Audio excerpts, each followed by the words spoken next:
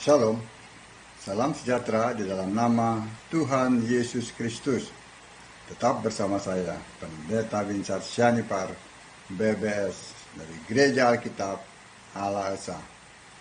Bapak Ibu yang saya kasih dalam nama Tuhan Yesus Kristus, tetap kita akan mengkritisi doktrin Tritunggal yang sangat menyesatkan, yang membawa orang kepada kebinasaan. Ya, untuk para pendeta Tritunggal yang tidak akan pernah dapat memahami Alkitab, ya, mereka akan terus mencari tiga kata dalam, atau dua kata ya, dalam satu kalimat ya di Alkitab. Kata yang saya maksud adalah kata Bapa, Anak, Roh Kudus. Ya. Itu. Makanya mereka, untuk apa? Untuk menggolkan Allah Tritunggal. Maksa banget tuh.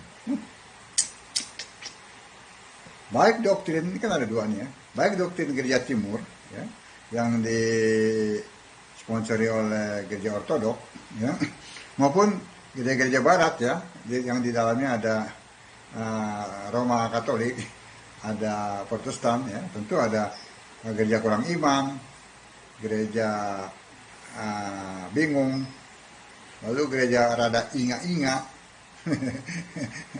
ya. Itu dalamnya itu sama sekali itu doktrin itu menyesatkan. Kita uji lagi, kita periksa satu persatu. Kita mulai dari doktrin Gereja Timur ya. Doktrin ini mengatakan bahwa Allah memiliki roh, Allah memiliki firman ya.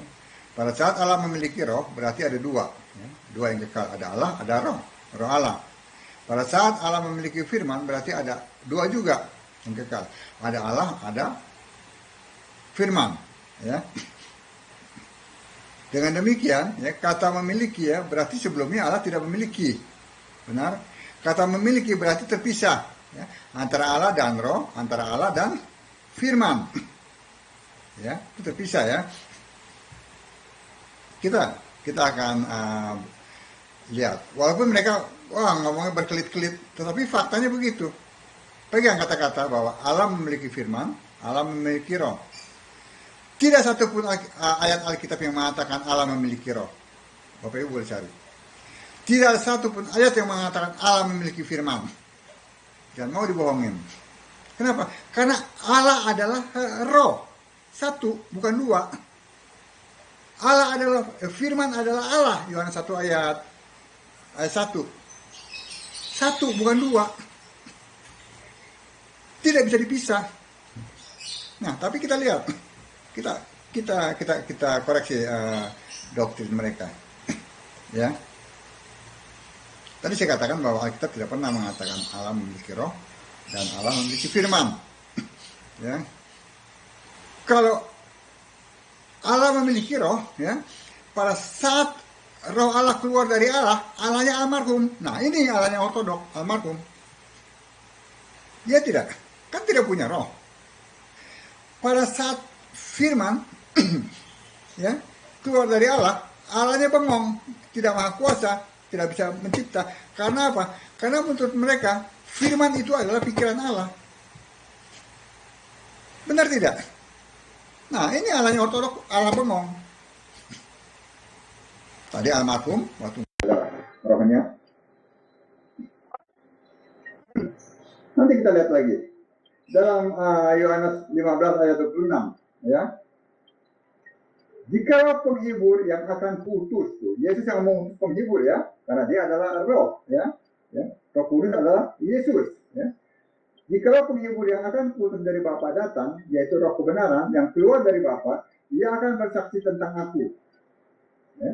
Roh Kudus, roh kebenaran, penghibur keluar tuh dari Bapa. Nah, pada saat itu Bapa yang dipahami sebagai Allah ya oleh Ortodok mati karena nggak punya roh. Benar gak? Nah, yang kedua ya, demikian juga pemahaman mereka yang mengatakan Allah memiliki firman. Ya. Dengan demikian ya, sebelumnya Allah tidak punya firman. Kan ada dua yang terpisah, ada Allah, ada firman. Allah memiliki Jadi firman dimiliki oleh Allah, kan begitu? Iya kan?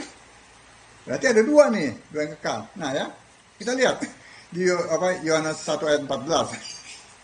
Firman itu telah menjadi manusia dan diam di antara kita, dan kita telah melihat kemuliaannya, yaitu kemuliaan yang diberikan kepadanya sebagai anak tunggal Bapa, penuh kasih karunia. Nah, pada saat firman itu keluar dari Allah yang menjadi manusia, itu pemahaman mereka begitu ya. Berarti Allahnya bengong. Allahnya tidak bisa berpikir, Allahnya tidak maha kuasa. Karena Allahnya tidak punya pikiran. Nah, itu Allah yang ortodok itu tidak punya pikiran.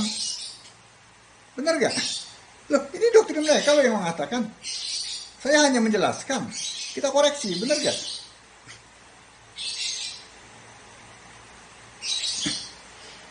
Terbukti kan? Doktrin itu sangat menyesatkan. Kedengarannya aja, wah hebat begitu. Kedengarannya intelek, masuk di akal. Allah kok masuk di akal? Kita bisa mengenal Allah karena apa? Dia sendiri yang memperkenalkan kepada kita. Dengarlah hai orang Israel, Tuhan Allah kita, Tuhan itu esa. Tuh, bukannya kita yang mengerti, cari Allah begini, Allah begitu, itu menurut pikiran kita. Oh, menurut si penulis ini begini. Enggak begitu. Kita bisa mengenal Allah karena dia yang memperkenalkan diri sama kita. Jadi kita lihat, doktrin ini gak lulus ya dalam pengujian ya. Doktrin dari Gereja Timur itu. Nah, kalau kita uji begini, oh mereka berkelit. Oh, Allah itu maha hadir. Ya. Allah tidak dibatasi oleh ruang dan waktu. Kalau Allah ada dalam sejuta tempat bersama orang-orang yang rendah hati, apakah Allah jadi sejuta? Oh enggak, Allah pasti satu. Mereka lupa doktrinnya mengatakan apa. Doktrinnya sendiri mengatakan Allah Tritunggal, bukan Allah satu. Allah satu itu Alkitab yang mengatakan. Nah, mereka suka gitu, suka putar balik. Nah, kalau Allah itu satu, ya Yesus Kristus dong. 1 Yohanes 5 ayat 20. Iya kan? Akan tetapi kita tahu bahwa anak Allah telah datang dan telah mengaruniakan pengertian kepada kita, supaya kita mengenal yang benar. Dan kita ada di dalam yang benar, di dalam anaknya Yesus Kristus. Dia adalah Allah yang benar. Yang lain gak benar. Dan hidup yang kekal. Yang lain gak kekal. Ya kan? Semangat. Kalau berita Injil semangat. Karena ada Yesus. Yang dalam kita ini Roh Kudus. Yesus adalah Roh Kudus. Wah, dia berapi-api. Mendukung. Bukan tafsir-tafsir. Nih, kita lihat lagi. Kalau kita ngomong, kalau begitu, mereka cepet-cepet mengutip apalagi Yohanes 17 ayat 3. Inilah hidup yang kekal itu, yaitu bahwa mereka mengenal engkau satu-satunya Allah yang benar. Nah, tadi kita baca apa? Yang benar siapa? Yesus. Tapi mereka plesetin lagi. Inilah hidup yang kekal itu, yaitu bahwa mereka mengenal engkau satu-satunya Allah yang benar, dan mengenal Yesus Kristus yang telah engkau utus. Nah, di sini mampetnya. Yang berdoa ini kan anak manusia. Ya, yang berdoa ini kan manusia, bukannya Tuhan. Tuh mampetnya di situ. Ya. Setelah Yesus mati, bangkit dan naik ke sorga, ya dia kembali menjadi Allah. Karena mulanya Yohanes 1 ayat 1 mengatakan apa? Pada mulanya adalah firman. Firman bersama-sama dengan Allah. Firman itu adalah Allah. Nah, setelah dia mati, bangkit, dia kembali menjadi Allah. Atau menjadi anak. Yang begini nggak mudah baca buku-buku tafsir ini. Iya kan? Yang benar itu Yesus. Bapa itu adalah kiasan. Kenapa? Pada saat Yesus menjadi manusia, kan rohnya kan roh Allah. Ya? Di surga juga kan roh Allah. Ya kan? Karena Allah maha hadir. Ya? Rohnya, roh Yesus itu bukan seperti kita, roh manusia tidak, dia adalah roh Allah. Nah, roh Allah yang di surga itulah kiasan Yesus yang dipanggil Bapa. Mengerti? Setelah Yesus kembali ke surga, dia itu adalah Allah. Kiasannya selesai. hanya berlaku kurang lebih 3,5 tahun. Selesai. Dia itulah sekarang ini Allah. Itu aja nggak ngerti. Cuma sekolah lama-lama ngaku kaum intelek. Bahasa-bahasa begini aja nggak ngerti. Kalah sama ibu-ibu yang nggak sekolah. Sama bapak yang tuang macul juga tuh yang nggak sekolah juga bisa kok memahami ini. Bahasa-bahasa yang sederhana. Nggak perlu pakai bahasa-bahasa yang tinggi-tinggi, sok-sok. Bahasa tinggi-tinggi malah sesat. Iya kan? Kembali ke Yohanes 16 ayat 26. Pada hari itu kamu akan berdoa dalam namaku. Nah, pada hari itu kapan? Ya tadi, pada saat Yesus mati, bangkit dan naik ke surga. Itu harinya. Harinya apa kata Yesus itu? Kamu tidak lagi meminta kepada Bapa. Ya kan? Tapi berdoa dalam namaku, kepadaku, kepada Yesus. Begini jelas loh ayatnya. Benar-benar jelas. Masih juga nggak ngerti. Wahyu 21 ayat 1. Yesus Kristus akan menjadi Allah ya bagi orang-orang yang percaya kepadanya. Dan orang yang percaya kepadanya itu akan menjadi anak-anak Allah. Kita buktikan, bukan jadi anak Bapa. Wahyu 21 ayat 7. Barang siapa menang, ia akan memperoleh semuanya ini. Dan aku akan menjadi Allahnya. Tuh, Allahnya bukan bapaknya ya. Dan ia, ya, orang-orang itu akan menjadi anakku. Bukan anak bapak. Prasihatin lagi, udah sesat, mesep dulu. Yohanes 4 ayat 24, Allah adalah roh. Wahyu 19 ayat 13, firman adalah roh. Baca itu. Roh Kudus adalah roh. Wahyu 2 ayat 7, ayat 11, ayat 17, ayat 29. Siapa bertelinga hendaklah ia mendengarkan apa yang dikatakan roh kepada jemaat-jemaat. Dengan demikian terbukti bahwa doktrin Tritunggal tidak lulus dalam ujian. Dan doktrin ini sangat bertentangan dengan Alkitab. Terbukti kan? Jadi sudah. Jadi Allah Tritunggal dari gereja timur itu almarhum dan nggak maha kuasa. Pada saat roh keluar dari Allah, almarhum Allahnya. Pada saat firman keluar dari Allah, Allahnya bengong, nggak maha kuasa. Oke?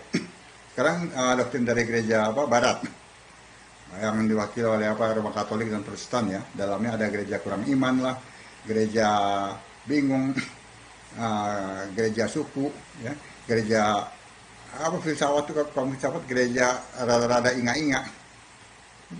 Doktrin Tritunggal dari gereja Barat mengatakan satu Allah, 3 manifestasi atau keberadaan. Setelah diuji nggak lulus, lalu mereka ubah. Oh, satu Allah 3 pribadi, kan? Yang pertama kita uji. Satu Allah 3 manifestasi atau 3 keberadaan.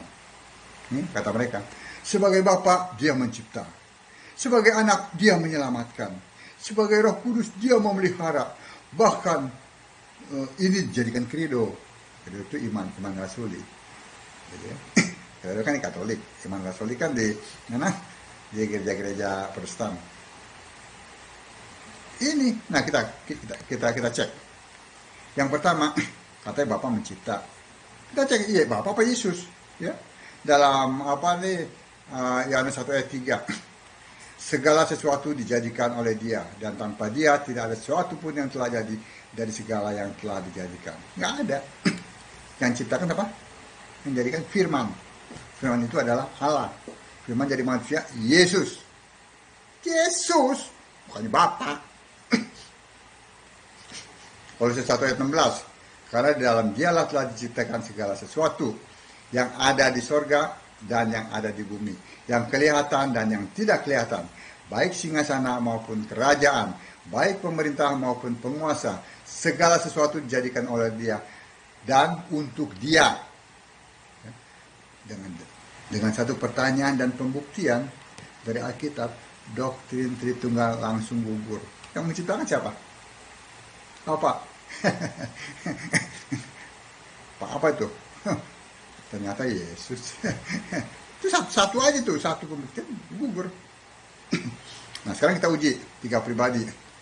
Ternyata kata pribadi nggak ada di Alkitab, nggak ada. Karena yang ada apa? Allah itu adalah roh. Dan siapa menyembah dia harus menyembahnya dalam roh dan kebenaran. 2 Korintus 3 ayat 17. Sebab Tuhan adalah roh, dan di mana ada roh Allah, tadi kan Tuhan adalah roh, roh Allah, di situ ada kemerdekaan. Fitnah aja dan penghinaan yang diberikan kepada Yesus oleh doktrin dan pengikutnya ini. Yesus Kristus adalah satu-satunya Allah yang benar. 1 Yohanes 5 ayat 20. Allah adalah Tuhan. Allah Esa. Itu Markus 12 ayat 29. Maksudnya adalah Allah satu. Allah Roh. Allah Maha Hadir. Allah satu dibuktikan dalam Yohanes 2 ayat 16. Engkau percaya bahwa hanya ada satu Allah saja. Itu baik, tetapi setan pun juga percaya akan hal itu dan mereka gemetar. Roma 10 ayat 12. Sebab tidak ada perbedaan antara orang Yahudi dan orang Yunani, karena Allah yang satu itu adalah Tuhan dari semua orang, kaya bagi orang yang berseru kepadanya. Allah itu roh, bukan pribadi. Ya, jelas ya. Allah Maha Hadir. Yeremia 23 ayat 24. Nah sekarang terbukti. Saya bacakan Yeremia 23 ayat 24. Sekiranya ada seseorang menyembunyikan diri dalam tempat persembunyian, masakan aku tidak melihat dia. Demikianlah firman Tuhan. Tidakkah aku menilai langit dan bumi? Demikian firman Tuhan. Sekarang terbukti bahwa doktrin Tritunggal, baik dari gereja timur maupun gereja barat, semuanya sangat menyesatkan dan bertentangan dengan Alkitab. Doktrin yang dibuat oleh manusia, si Tertullianus, manusia yang primitif ya dibandingkan dengan zaman sekarang ini ya, yang tidak pernah dikoreksi oleh orang-orang yang menamakan diri kaum intelektual itu, ya, para pengikut Tritunggal itu. Ya. Masa sih bisa mengalahkan firman Tuhan, bisa mengatasi firman Tuhan? Ya. Yesus Kristus sebagai satu-satunya Allah yang benar, Alfa Omega, Allah yang Esa, Juru Selamat kita oleh Yesus Kristus Tuhan kita. Bagi dia adalah kemuliaan, kebesaran, kekuatan. Ini apa yang saya sampaikan ini tetap memotivasi Bapak Ibu sekalian untuk membaca Alkitab. Sembahlah Yesus sebagai satu-satunya Allah yang benar. Shalom.